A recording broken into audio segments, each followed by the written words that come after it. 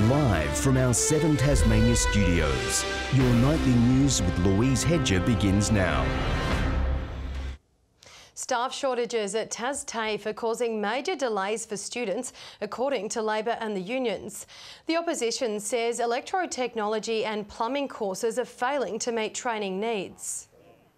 And that there are students who have signed up for their apprenticeships not being able to complete their apprenticeship training in the appropriate time frame. First-year plumbing apprentice Liam King says his classes were cancelled because of staffing issues.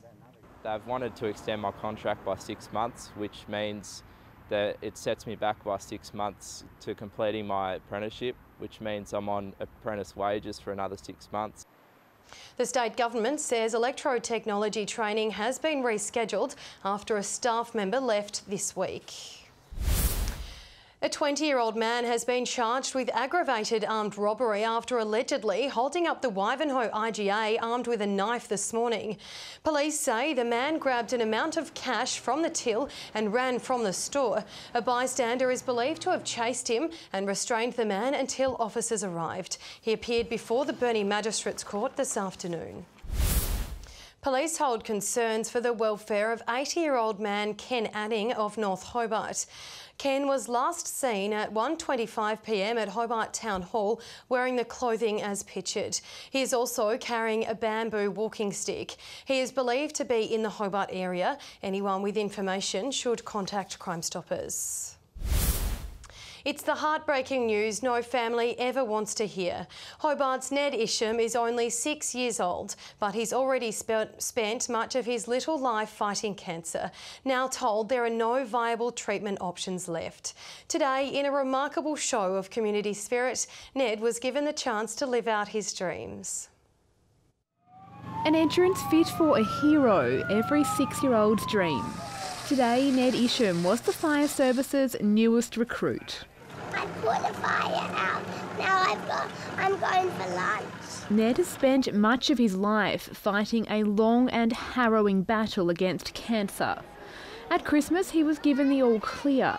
But just weeks ago, the Hobart family of 6 learned the disease had made an aggressive return. It's day by day. Some days he's better, some days he sort of rallies a bit more energy, but he's a lot more tired now, and we just sort of take things day by day. Now there are no further treatment options. Their precious time left spent making memories. And today, thanks to the community, Ned truly became a superhero. We got on a jet ski and rescued people. He was Ned the superhero. That's right. And he went on a jet ski and rescued someone from the Kingston Beach pontoon.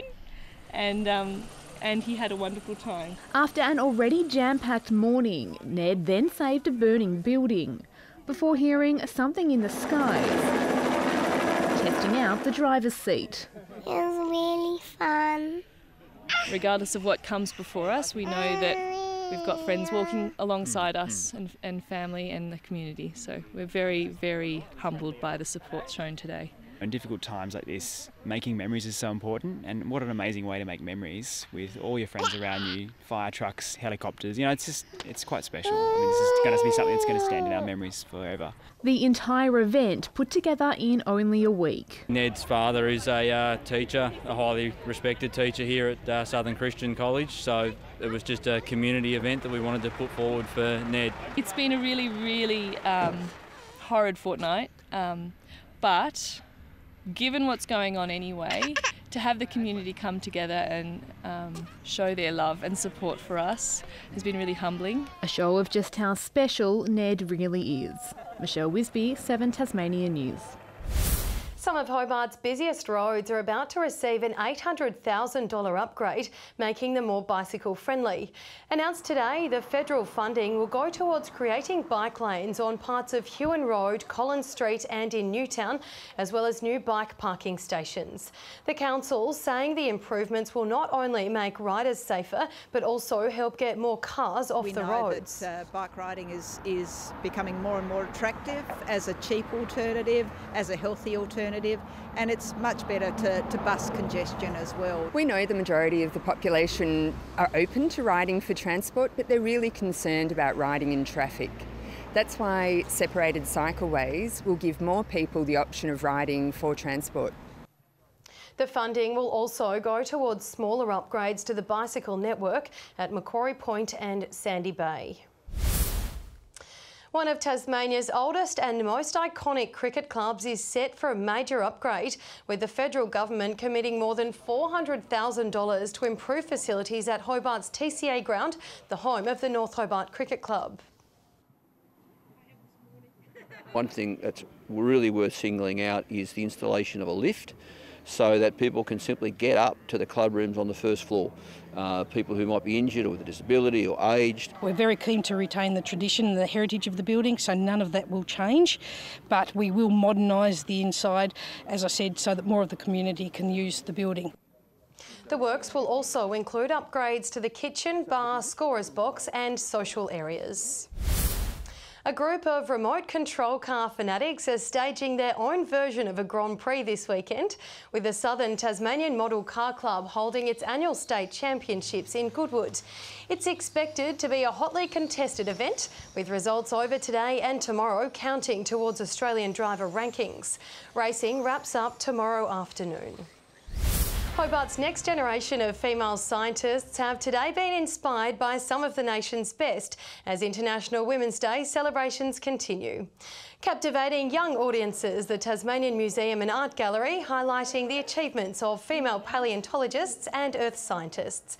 The Girls Dig Dinosaurs event featuring leading researchers from across the nation, spreading an invaluable message. To help promote women in paleontology as well as in the sciences, and to let people know that there's not something innately different between men and women that means that women can't do science. That's not true.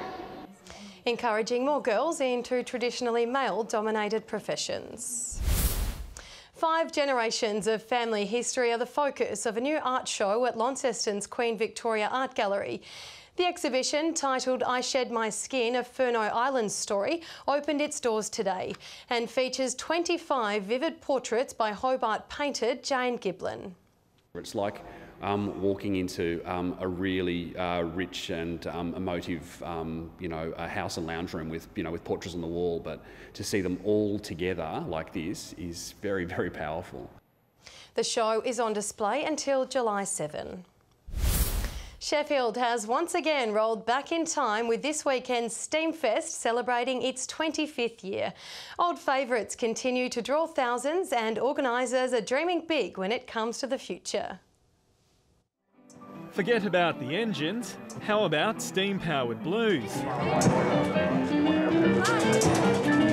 Have you had the piano catch fire on you before? Oh, a few times. We've lost a couple of piano players and I'm sort of the third one at the moment, but we're hanging in there. It's the weekend where Sheffield rolls back in time.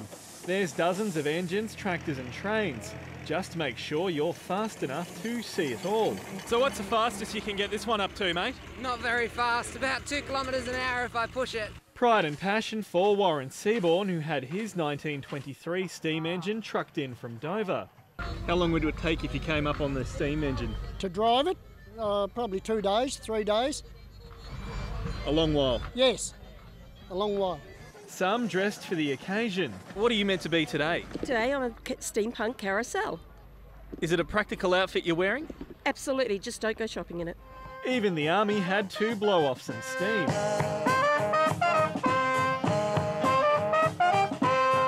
More than 7,000 people are expected through the gates this weekend. Steamfest turns 25 this year, and organisers are dreaming big for the future of the Heritage Centre site. We had ambitions at the time of where we wanted it to go to, and we still do want to get it to a 7-day-a-week tourist attraction.